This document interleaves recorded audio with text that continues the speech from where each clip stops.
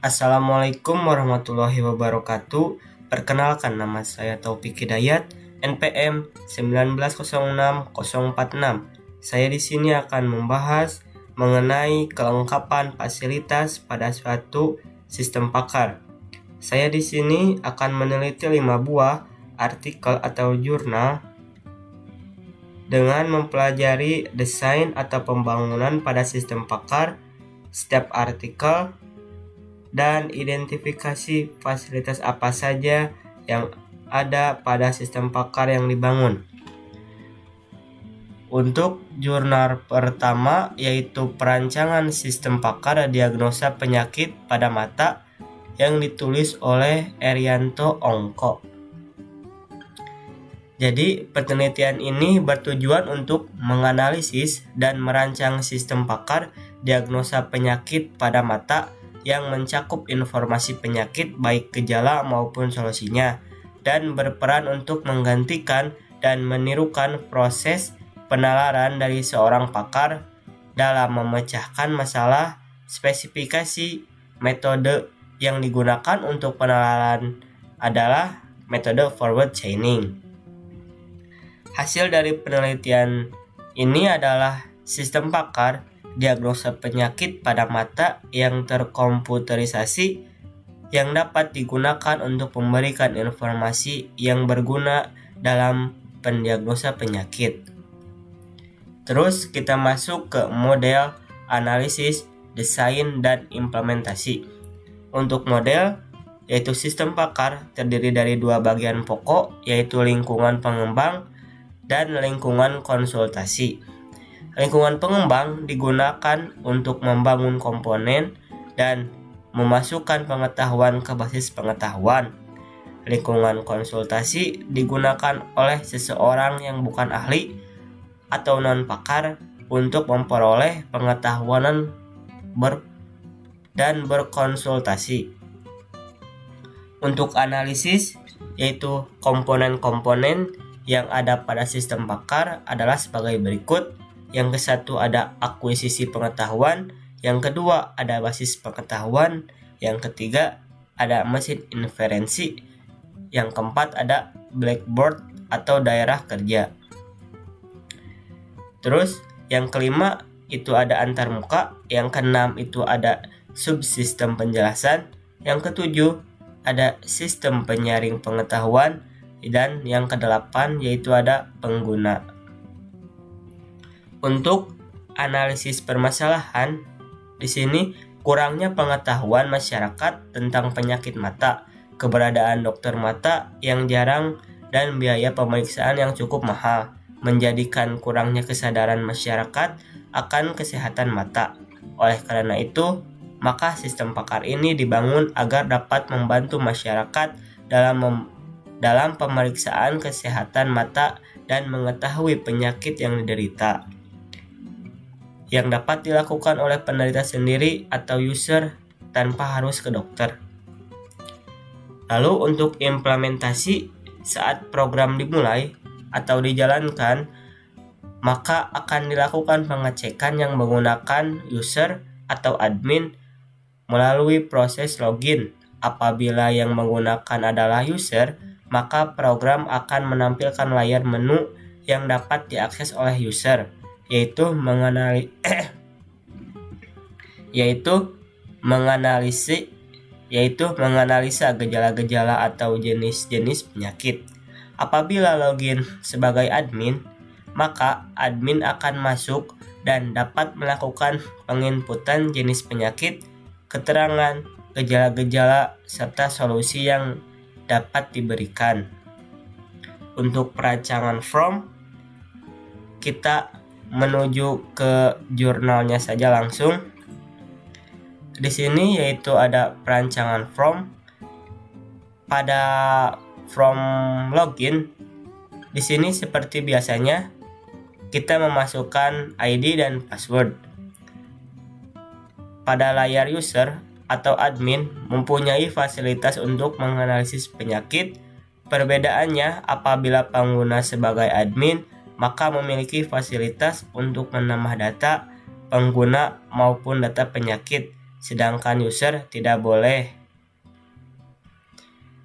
Lalu untuk gambar kelima ini adalah from pemilihan diagnosa, yaitu kita memilih gejala atau penyakit. Terus untuk gambar keenam ini adalah from diagnosa berdasarkan gejala, dan gambar ketujuh ini adalah from diagnosa berdasarkan penyakit. Dan untuk from ke-8 yaitu from hasil diagnosa layar ini merupakan layar lanjutan dari diagnosa penyakit berdasarkan gejala. Jadi ini from lanjutan dari diagnosa gejala. Lalu ke gambar 9 ini yaitu from penambahan data pengguna. Jadi pengguna kalau mau ditambahkan jadi di sini di from ini. Lalu ada tambah data penyakit, dan untuk hasilnya yaitu berdasarkan hasil perancangan sistem dapat dilihat bahwa sistem pakar diagnosa penyakit mata ini sudah berfungsi dengan baik dan dapat merespon dengan baik masukan gejala dari user dan merespon dengan menampilkan penyakit. Untuk kesimpulannya yaitu pengembangan aplikasi sistem pakar ini ditunjukkan untuk mensubstitusikan pengetahuan dari seorang pakar ke dalam bentuk suatu sistem sehingga dapat digunakan oleh masyarakat secara bebas. Jadi perangkat lunak sistem perangkat ini dapat digunakan untuk memberikan keterangan dan solusi tentang penyakit mata. Dengan adanya sistem pakar ini, diagnosa penyakit mata dapat dilakukan dengan cepat dan mudah. Lalu untuk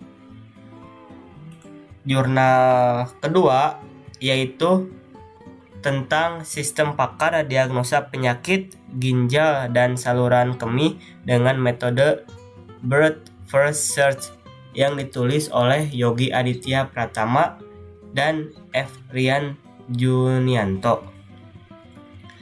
Jadi, pengembangan sistem pakar menggunakan metode Bird First Search yang mempunyai kelebihan diantaranya tidak akan menemui jalan buntu dalam melakukan proses pencarian solusi. Jika terdapat lebih dari satu solusi, maka solusi minimum akan dipilih untuk melakukan diagnosa penyakit ginjal dan saluran kemih. Maka dengan ini diharapkan aplikasi ini dapat meningkatkan kinerja, pelayanan, dan fasilitas kesehatan, serta pasien dapat melakukan diagnosa awal untuk penyakit ginjal tanpa harus menunggu pemeriksaan dokter. Penyebab yang mempengaruhi penyakit ginjal ini dikarenakan kurangnya pengetahuan tentang informasi gejala-gejala yang timbul pada penyakit ginjal dan juga kurangnya fasilitas kesehatan khususnya untuk penyakit ginjal itu sendiri. Sehingga dalam bidang kesehatan dibutuhkan juga sebuah teknologi komputer yang dapat mendiagnosa penyakit ginjal dan saluran kemih. Untuk perancangan sistem dan perangkat lunak, di sini memakai desain VB.NET tidak dapat dipisahkan dengan sistem database yang berfungsi untuk menyimpan data-data pasien, gejala-gejala, penyakit, dan nama dokter.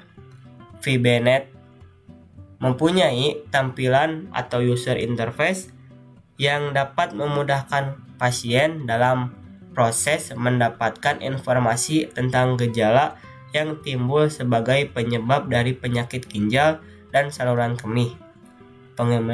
Pengimplementasian sistem yang akan penulis buat ini bertujuan untuk memudahkan dan mendapatkan informasi tentang gejala yang timbul sebagai penyebab dari penyakit ginjal dan saluran kemih agar sesuai dengan perkembangan teknologi informasi dewasa ini.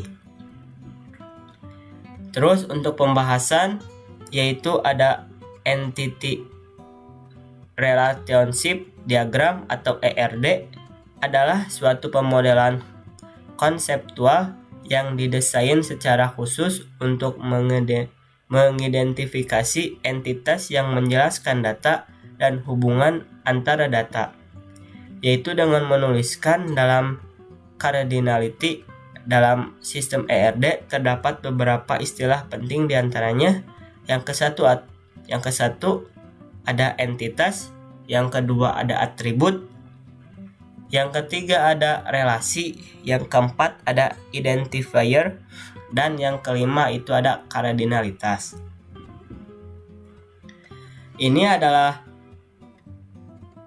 diagram ERD dari penyakit saluran kemih. Terus yang kedua yaitu ada UML. UML disebut sebagai bahasa pemodelan, bukan metode. Kebanyakan metode terdiri dari sedikit prinsip, bahasa pemodelan, dan proses. Diagram UML yang digunakan sebagai berikut. Ada kesatu yaitu ada use case diagram, kedua ada class diagram, ketiga yaitu ada sequence diagram. Ini adalah diagram-diagram dari UML. Ada use case diagram dan class diagram. Ini tampilan dari sequence diagram. Yang di atas itu ada sequence diagram untuk admin, dan yang di bawah itu ada sequence diagram untuk pasien. Lalu untuk implementasi kita masuk ke jurnalnya. Untuk implementasi di sini ada from master. Jadi di sini adalah pemisah antara bagian dokter dengan pasien untuk melakukan diagnosa dan tampilan utama dari sistem pakar diagnosa penyakit ginjal atau saluran kemih. Di sini ada from master. Dan yang kedua yaitu ada from menu utama ini. Lalu yang ketiga itu ada from input gejala penyakit. Jadi setiap gejala penyakit diinput dari from ini. Yang keempat itu ada from input penyakit. Jadi admin harus memasukkan data penyakit untuk menentukan gejala apa yang dialami pasien setelah melakukan diagnosa yang dilakukan pasien. Yang kelima yaitu ada from view atau data rekap pasien. Lalu yang keenam itu ada from identitas pasien. Jadi pasien harus mengisi identitas diri sendiri sesuai form yang disediakan sebelum melakukan pendiagnosa. Terus yang ketujuh ada from diagnosa. Yang kedelapan ada from hasil diagnosa.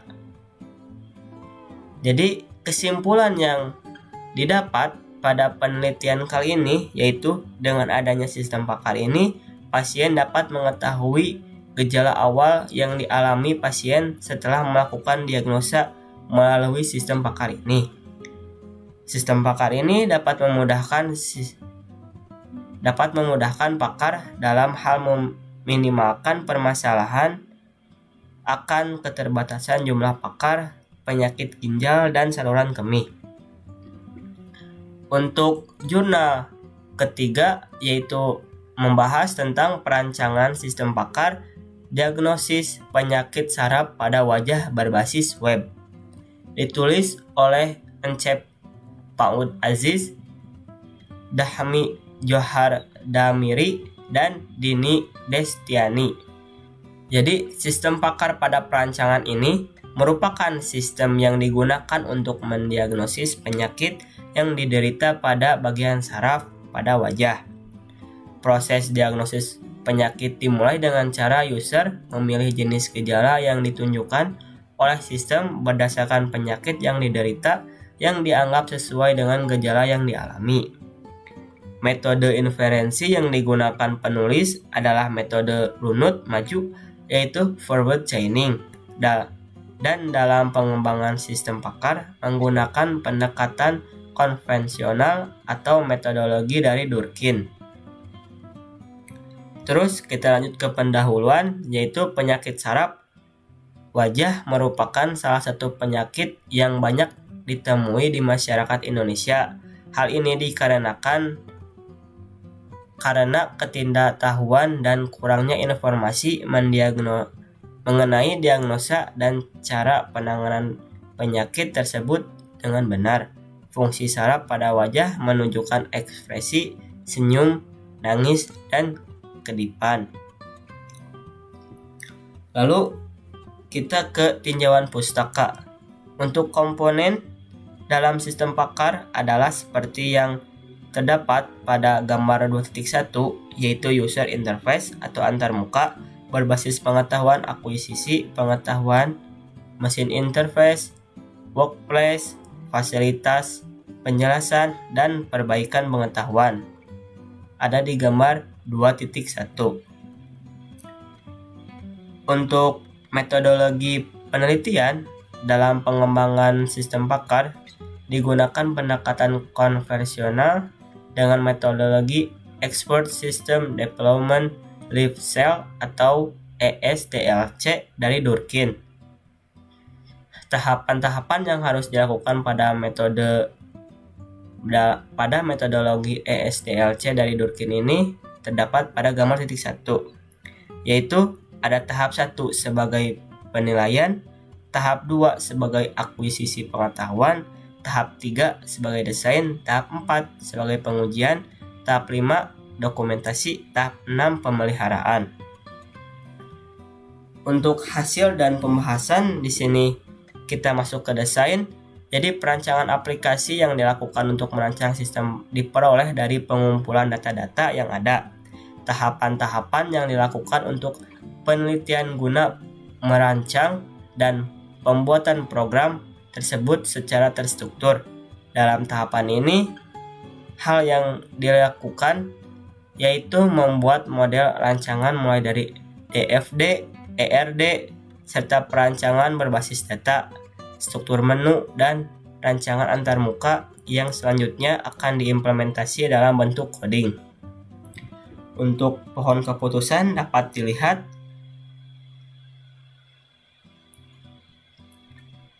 untuk selanjutnya yaitu ada deskripsi alur sistem, yaitu pendeskripsian menggunakan dua pendekatan yaitu flow map dan DFD.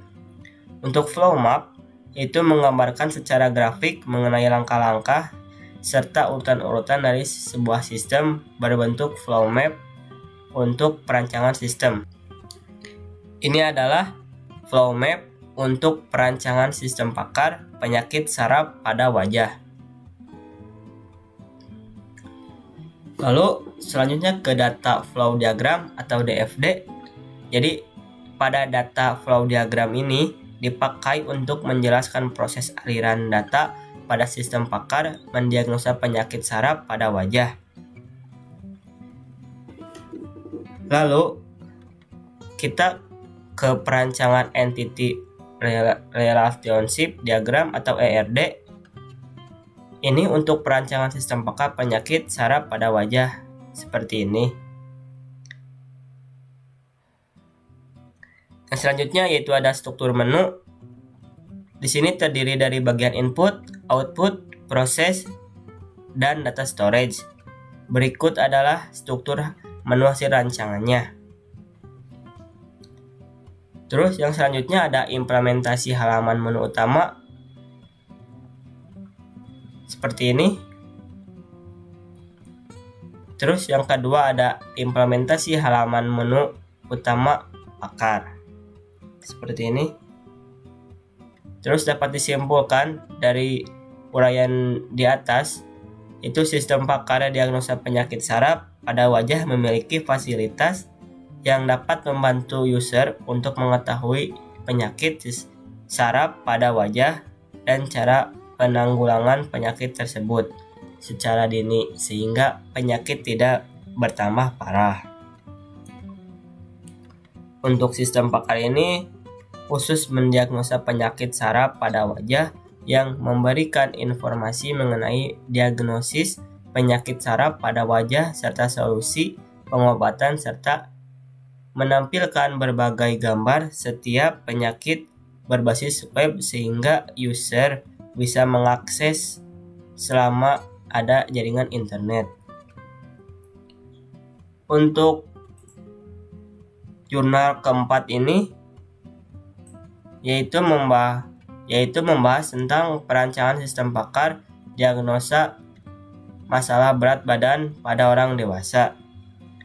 Yaitu penelitian ini bertujuan untuk merancang sebuah sistem pakar yang bisa melakukan diagnosis terhadap gejala yang muncul, kemudian penyebab dan tindakan yang harus dilakukan dalam masalah berat badan. Metode pengembangan sistem pakar ini dirancang dengan menggunakan metode ESDLC yang ditemukan oleh John Durkin pada tahun 1994. Kita masuk ke permasalahan yang muncul akibat berat badan tersebut membutuhkan pengetahuan tentang kemungkinan penyebab dan tindakan yang harus dilakukan. Dengan adanya kemajuan teknologi saat ini, permasalahan di atas tentu dapat diatasi. Terus selanjutnya ada kesenjangan penelitian. Lalu kita masuk ke metodologi.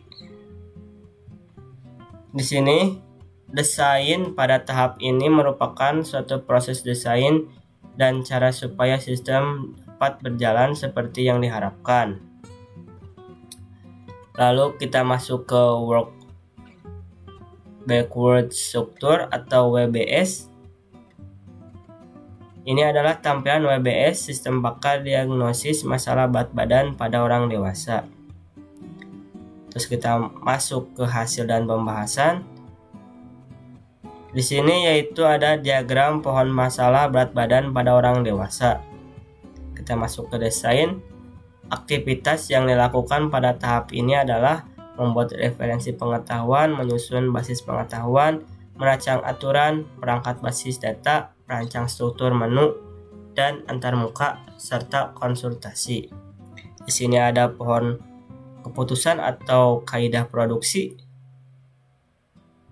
Terus yang selanjutnya ada pohon keputusan kaidah produksi berat badan berlebih.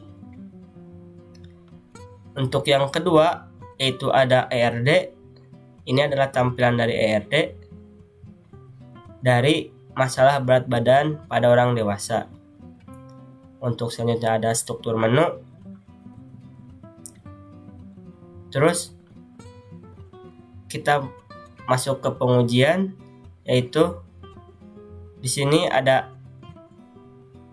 halaman konsultasi, yaitu menjelaskan tentang keterangan pilihan menu konsultasi untuk melakukan diagnosa masalah berat badan turun. Lalu selanjutnya ada halaman pertanyaan gejala. Lalu selanjutnya pada gambar 11 ini ada halaman solusi. Terus kesimpulan yang didapatkan yaitu penelitian ini berhasil merancang sistem pakar diagnosis masalah berat badan pada orang dewasa yang dapat dijadikan salah satu referensi pengetahuan bagi masyarakat yang mempunyai masalah berat badan. Dirancangnya menggunakan bahasa pemrograman berbasis web yang memudahkan masyarakat untuk mengaksesnya dengan menggunakan komputer yang terhubung dengan jaringan tanpa harus bertemu langsung dengan pakarnya.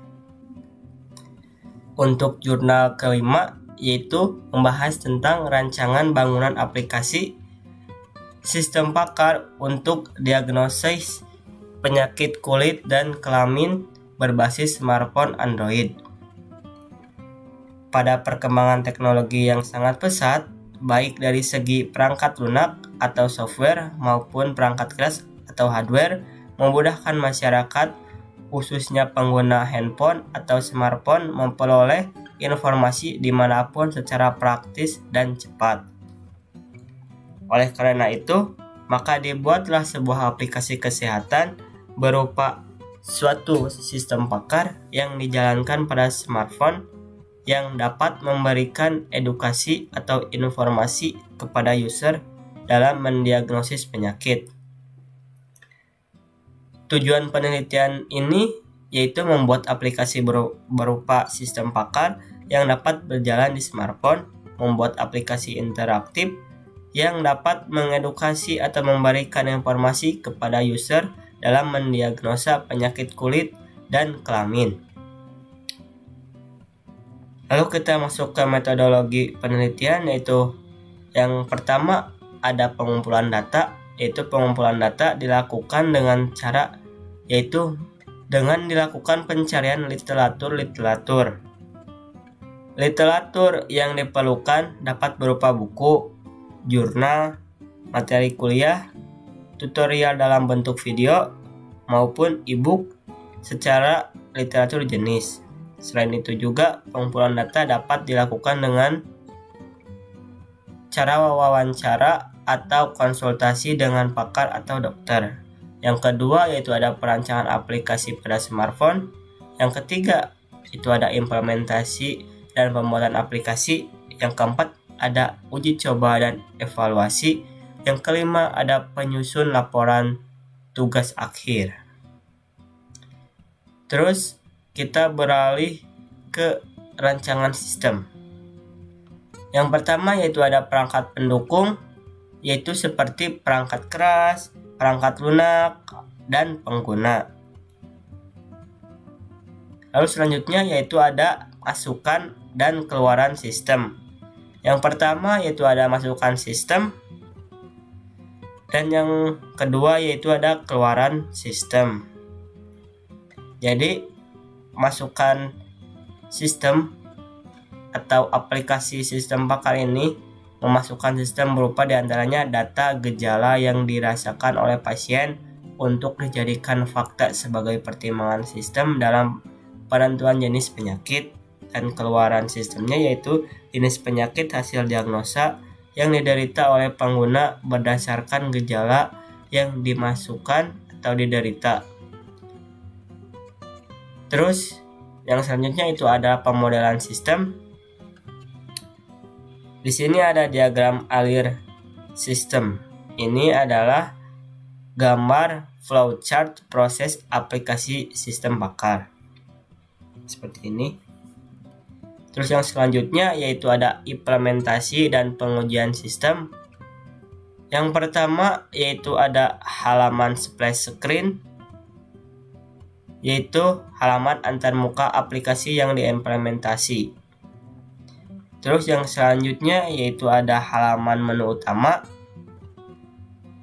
dan ada halaman diagnosa. Jadi menjawab pertanyaan gejala, sistem akan melakukan proses diagnosa dan hasilnya akan ditampilkan pada halaman hasil diagnosa. Terus selanjutnya yaitu ada halaman info penyakit, ada halaman pop-up info penyakit. Jadi ketika user memilih menu history, maka sistem akan menampilkan halaman berisi log story, tanggal akses, dan nama hasil diagnosa. Untuk halaman ini yaitu halaman menu history. Terus kesimpulan yang dapat diambil yaitu aplikasi pakar ini mampu bekerja dengan berbagai kemungkinan atau masukan gejala. Aplikasi sistem pakar ini memiliki rata-rata akurasi yang cukup tinggi, yaitu sebesar 87,5%. Mungkin sekian yang dapat saya sampaikan. Kurang dan lebihnya mohon maaf. Billahi taufiq wal hidayah. Wassalamualaikum warahmatullahi wabarakatuh.